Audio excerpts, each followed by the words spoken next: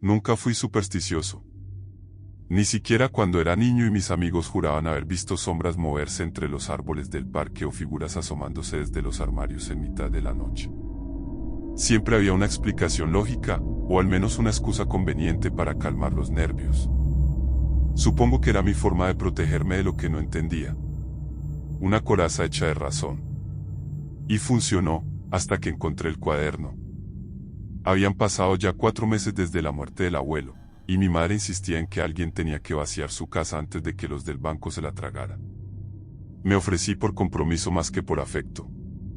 Nunca tuve una relación cercana con él, era un hombre silencioso, de mirada ausente y manías peculiares.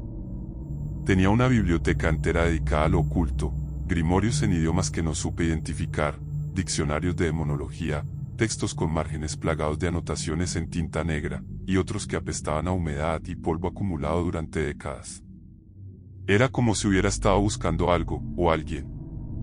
Entre esos libros encontré el cuaderno. Estaba escondido dentro de una caja metálica, envuelto en una tela roja como si fuese una reliquia, como si alguien hubiese querido protegerlo, o proteger a otros de él. La portada era de cuero cuarteado, sin título, y al abrirlo me golpeó un olor rancio, metálico, como de sangre seca mezclada con madera podrida. Las primeras páginas estaban llenas de símbolos dibujados a mano, algunos con líneas temblorosas, otros tachados violentamente. Pero lo que me hizo detenerme fue el encabezado escrito con letra firme y griega mayúscula, el juego de las velas. Debajo, una serie de instrucciones meticulosas, casi ceremoniales. A medianoche en punto, encienda 7 velas dispuestas en círculo. La habitación debe estar sellada, sin ventanas abiertas, sin luces eléctricas. Todos los espejos deben estar cubiertos con tela negra. En el centro del círculo, coloque un objeto que haya pertenecido al difunto con quien desea contactar. Si no hay conexión emocional verdadera, el juego no tendrá efecto. Una vez encendidas las velas, repita en voz clara y firme: te llamo desde el umbral, donde la luz y la sombra se tocan. Ven. Escúchame. Responde. Y espere. Una vela se apagará por voluntad ajena. No la vuelva a encender. Cuando todas hayan sido apagadas, la puerta se abrirá. Leí esas líneas 3 veces. Había algo en ellas que me producía una incomodidad profunda, una tensión que iba más allá de lo absurdo del ritual. Como si las palabras tuvieran peso. Como si no estuvieran ahí para ser leídas, sino para ser cumplidas. No me lo tomé en serio, claro. ¿Cómo iba a hacerlo? Pero una parte de mí, muy en el fondo, sintió un escalofrío. Y entonces pensé en ella. Isabel. Mi hermana menor. Murió hace 2 años en un accidente estúpido, uno de esos que no deberían ocurrir y que, sin embargo, ocurren todos los días. Salió en bicicleta un domingo por la mañana y un camión perdió el control en una curva. Fue instantáneo, dijeron. No sufrió. Pero eso no consoló a nadie, mucho menos a mí. Desde entonces, he sentido su ausencia como un hueco en el pecho, un espacio donde antes había risa, sarcasmo y esa manera tan suya de llamarme bobo cada vez que me ponía serio. Y ahí, entre los libros del abuelo, con el cuaderno aún temblando entre mis dedos, su imagen me golpeó con fuerza, su risa, su habitación llena de recortes de estrellas, su reloj de bolsillo con la tapa rota que siempre llevaba colgando de la mochila. Lo encontré esa misma noche, guardado en una caja de recuerdos que mi madre nunca tuvo fuerzas para abrir. Era viejo, de cuerda manual, con una inscripción en la tapa trasera: te espero en cada segundo. Ella me lo mostró una vez cuando éramos niños, diciendo que el tiempo era como un juego, y que ese reloj era la prueba de que a veces podíamos engañarlo. No sé qué me impulsó realmente a seguir adelante. Tal vez la curiosidad. Tal vez la culpa. Tal vez el dolor que se había enquistado demasiado tiempo y necesitaba alguna forma de salir, aunque fuera a través de un ritual ridículo. Así que preparé todo. Apagué las luces. Cubrí los espejos del apartamento con sábanas negras. Coloqué las velas en un círculo perfecto sobre el suelo del salón, y en el centro, el reloj de Isabel, con la tapa abierta. Eran las 11:58 de la noche. Me senté en el suelo, sentí el frío de la madera filtrarse por mis piernas, y esperé. A las 12 en punto, encendí la primera vela. Luego la segunda. Hasta completar las 7. Las llamas titilaban como si respiraran. El silencio era denso, tan profundo que podía oír los latidos de mi corazón resonando en mis sienes. Tragué saliva, cerré los ojos por un segundo, y pronuncié la frase. Te llamo desde el umbral, donde la luz y la sombra se tocan. Ven. Escúchame. Responde. Y esperé. Nada ocurrió. Pero algo había cambiado. El aire ya no era el mismo. Se sentía más pesado, como si la habitación estuviera sumergida en agua. La luz de las velas parecía más pálida, más frágil, y por un instante, juraría haber escuchado un leve tic-tac proveniente del reloj, aunque sabía que no funcionaba desde su muerte. Me quedé sentado en silencio. Y mientras las sombras danzaban en la penumbra, pensé, sin convicción pero con un nudo en la garganta. Solo es un juego, ¿cierto? Durante un instante, lo único que existía era el parpadeo hipnótico de las llamas y el leve crujido de la madera bajo mis piernas. El silencio había adoptado una forma nueva, más densa, como si flotara en el aire y pesara sobre mis hombros. Me sentía como en la antesala de algo, aunque no sabía de qué. El reloj, colocado cuidadosamente en el centro del círculo, brillaba tenuemente bajo el fuego tembloroso, y no dejaba de parecer una especie de ofrenda involuntaria. Pasaron los minutos. 5. 10. El tiempo se volvió borroso. Mi mente comenzaba a desfilar pensamientos racionales y burlones, que esto era una tontería, que tal vez el abuelo había perdido el juicio, que las leyendas son solo eso, leyendas, y justo entonces ocurrió. Una de las velas, la más cercana a la puerta, se extinguió por sí sola. No chisporroteó. No hubo ráfaga de viento. Simplemente, murió. Una lengua de humo pálido se enroscó en el aire como si escapara de algo que no quería nombrar. El círculo de luz se contrajo, y sentí un escalofrío que no nació en mi piel, sino más profundo, como si mi médula hubiese recordado de pronto lo que es el miedo ancestral. No me moví. No podía. Los ojos se me quedaron fijos en el hueco donde antes brillaba la llama. Y entonces lo escuché. Fue un ruido sutil, casi imperceptible, pero totalmente fuera de lugar, un crujido detrás de mí, como si alguien, o algo, hubiera dado un paso sobre el parqué. Lentamente. Cuidando no ser oído. No quise girarme. El cuaderno había sido claro, una vez encendidas las velas, no rompas el círculo. Así que me obligué a quedarme quieto, aunque cada fibra de mi cuerpo suplicaba huir. Respiré hondo y me dije que no había nada ahí, que era mi imaginación, que todo esto era un experimento psicológico y que, en el fondo, buscaba una respuesta emocional al dolor. Pero ¿cómo se explica, entonces, lo que vino después? Las telas que cubrían los espejos, colgadas de forma cuidadosa para no dejar huecos, comenzaron a agitarse. Al principio pensé que era un efecto de la tensión, una ilusión óptica producida por las velas. Pero no. Se movían, aunque no hubiera corriente alguna. Lentamente, como si algo respirara al otro lado del vidrio. Una segunda vela se apagó. Esta vez sentí el cambio físico inmediato. La temperatura descendió varios grados de golpe. Mi aliento se volvió visible, y un vaho helado salió de mi boca, como si estuviera respirando el aire de una cripta. Un leve zumbido inundó la habitación. No venía de ningún lado en particular. Estaba en todas partes, como el murmullo de muchas voces hablando a la vez, demasiado bajas como para entenderlas, pero tan insistentes que no podía ignorarlas. Una de las sillas del comedor, que había dejado contra la pared, cayó con estrépito.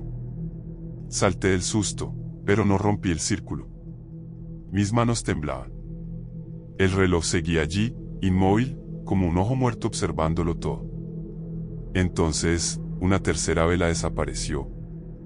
Esta vez, la oscuridad pareció empujarme desde fuera.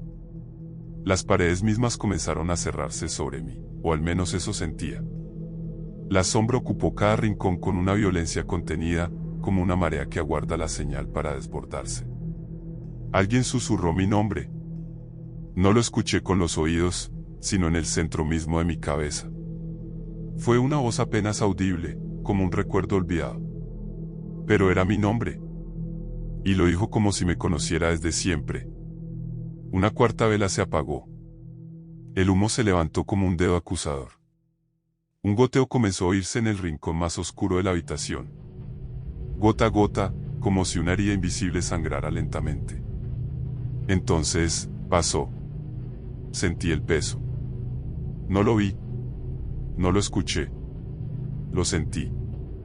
Alguien, se sentó frente a mí, dentro del círculo. El suelo crujió bajo su peso.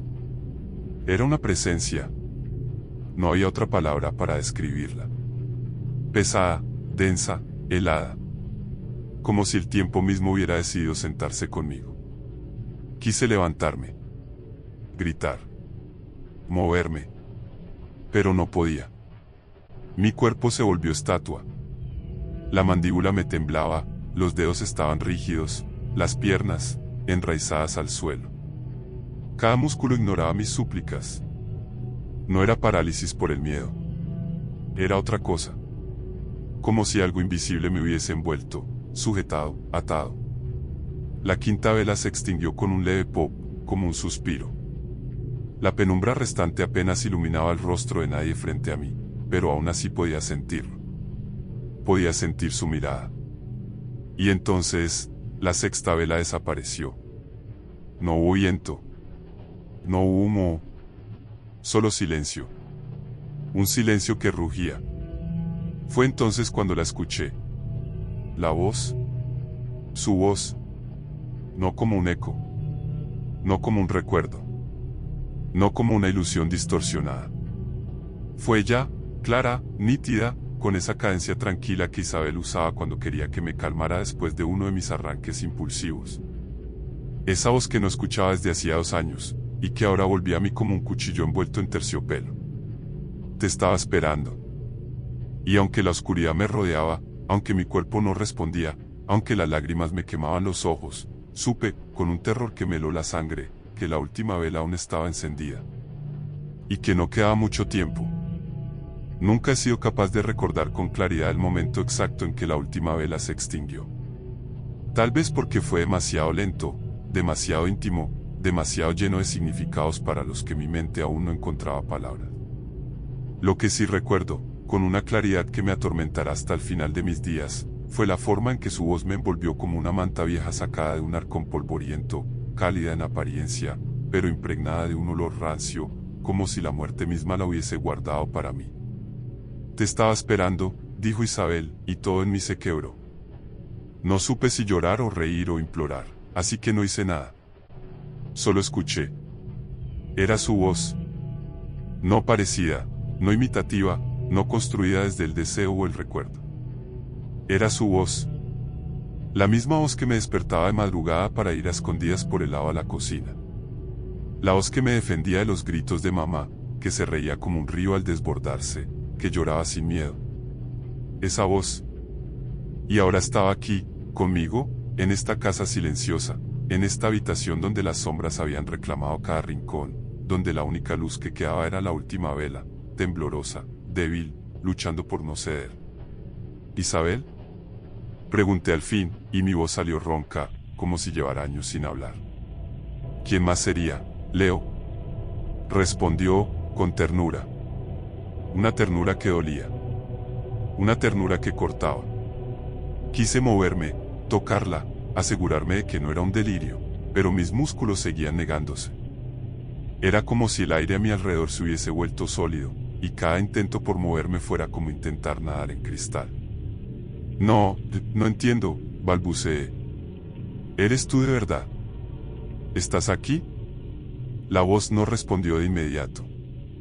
Un silencio cargado de intención se estiró entre nosotros, como un puente frágil entre 2 mundos. Luego, suave como un roce de dedos, llegó la respuesta. ¿Dónde más estaría, sino contigo? Y entonces me habló.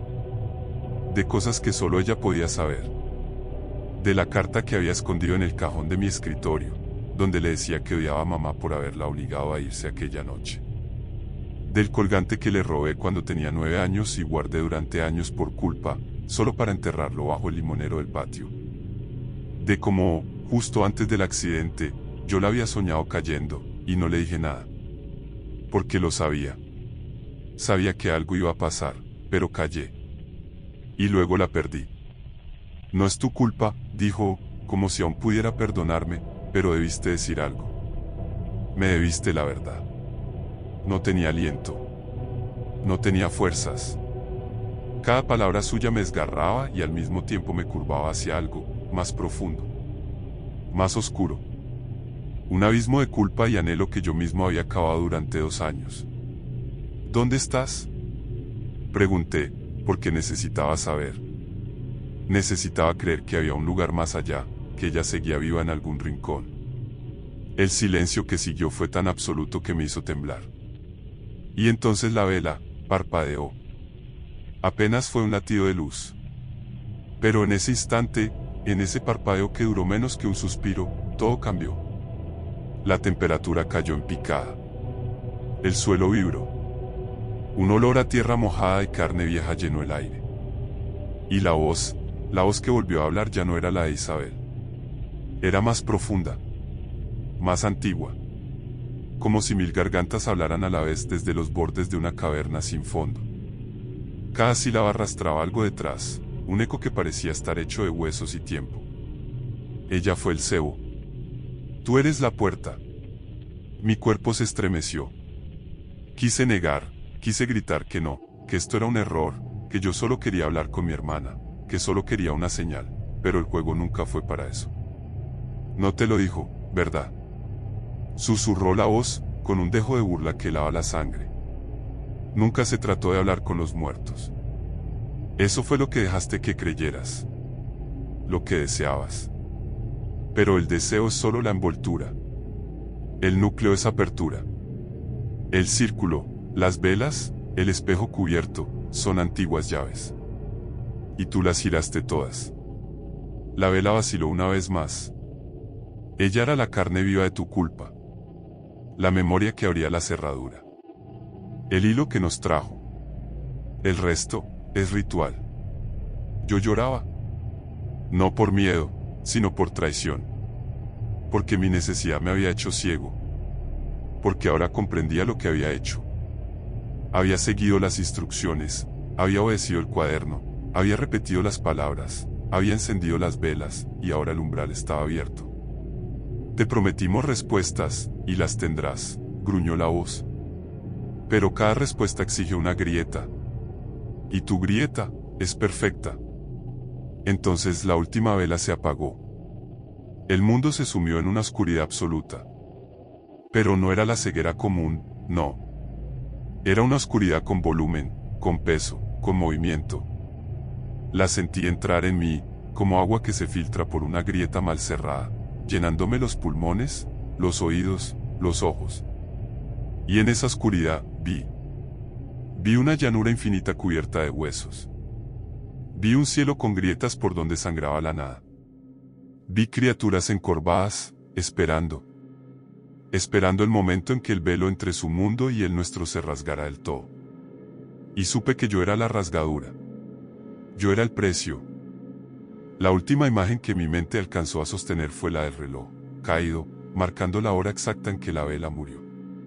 Y luego, nada. Solo el eco de la voz de Isabel, pero ya distorsionada, retorcida como si la hubiese tragado el mismo abismo. Gracias, Leo. Ya no estás solo. Nunca más estarás solo.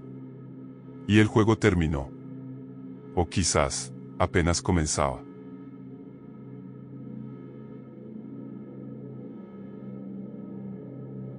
Gracias por escuchar hasta el final. Si te gustó la historia, te invito a suscribirte y dejar tu like. Nos vemos en el próximo relato de los juegos siniestros de Charlie.